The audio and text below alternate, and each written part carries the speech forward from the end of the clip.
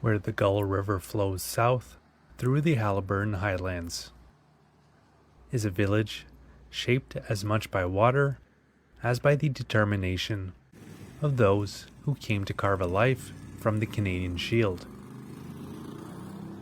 Though today it is a place of calm streets, art galleries, and tourism, Minden's history is rooted in hardship, ambition, and a frontier spirit that defined 19th century settlement across central Ontario. The first settlers arrived in the mid-1850s, brought by the promise of land under the Free Grant and Homestead Act. They came on foot or by wagon, trudging north on the Bobcaygeon Road, one of the several colonization roads commissioned by the government to populate Ontario's interior. What they found was beautiful but brutal: thick forests, rocky soil, black flies, and bitter winters. Yet, they stayed. The Gull River, winding and fast in places, was both a barrier and a blessing. It became a lifeline for the fledgling settlement, used to float massive white pine logs downstream to mills and markets. Logging dominated Minden's early economy. In spring, men known as the river drivers risked their lives steering logs through narrow chutes and rapids. The river was so vital that a dam was constructed in the late 1800s to control water levels and aid timber movement. In many ways, it was the Gull River, not roads or rails, that connected Minden to a wider world. By the 1870s, the village had taken shape.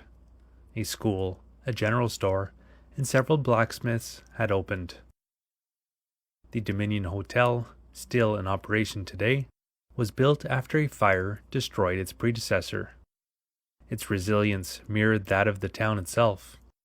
Fires would become an unfortunate part of Minden's history.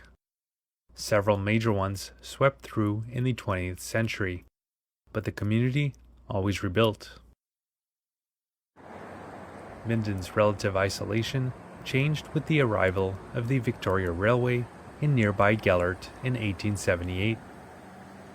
Though the line never reached the village proper, it brought increased trade and movement to the region.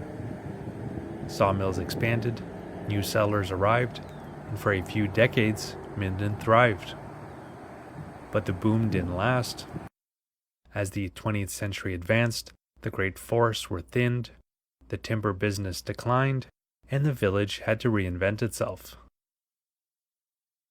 It did so slowly, embracing agriculture, small industry, and eventually tourism. In the mid-20th century, families began returning to the area, not to clear land or fell trees, but to fish, paddle, and escape city life. Cottages appeared on surrounding lakes. The Gull River, once a conveyor of timber, now became a site of leisure. Minden's cultural heart emerged alongside this shift.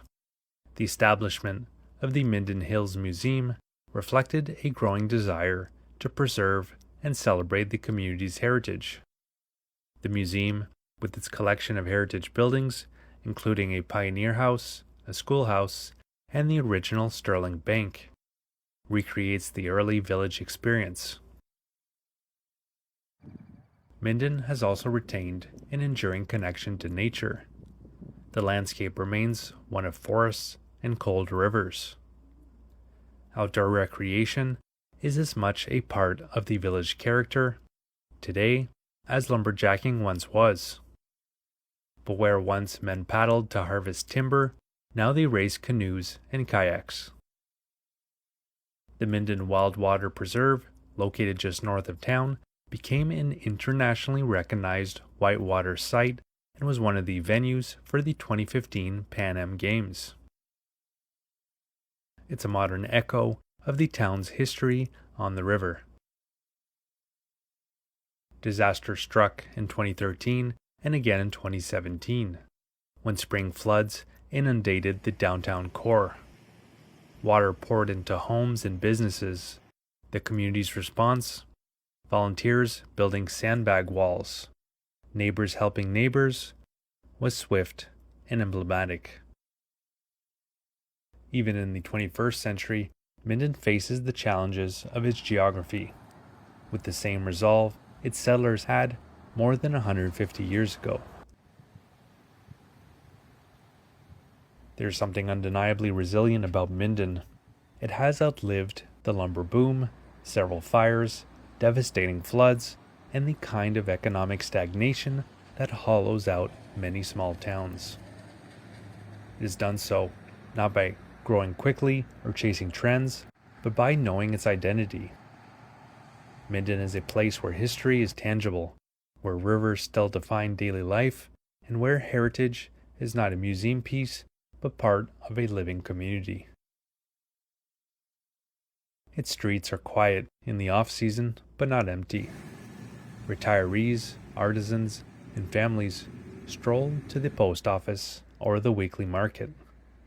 Children jump from riverbanks in summer. The scent of wood smoke returns each autumn.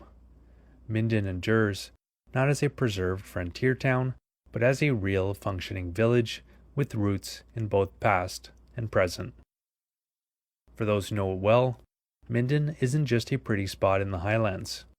It's a testament to adaptation, a community that has learned how to shift with the seasons and the centuries, without losing its sense of place. It remains a town built by water and time, and one that continues to carry its story forward, one chapter at a time. I hope you've enjoyed this video. This channel has a lot more videos of cool places in Ontario that you can all find in the playlist that is linked in the description below this video. You can also find on this channel's playlists videos of all the different countries throughout North America, Central America, South America, Southeast Africa, and Central and Eastern Europe. So I have a playlist of all those countries that I've visited available on the channel. And if you'd like to follow my continuing adventures, you can click on the red subscribe button and click on the bell to be notified when new videos come out. Alright, so I hope you enjoyed. Have a good one.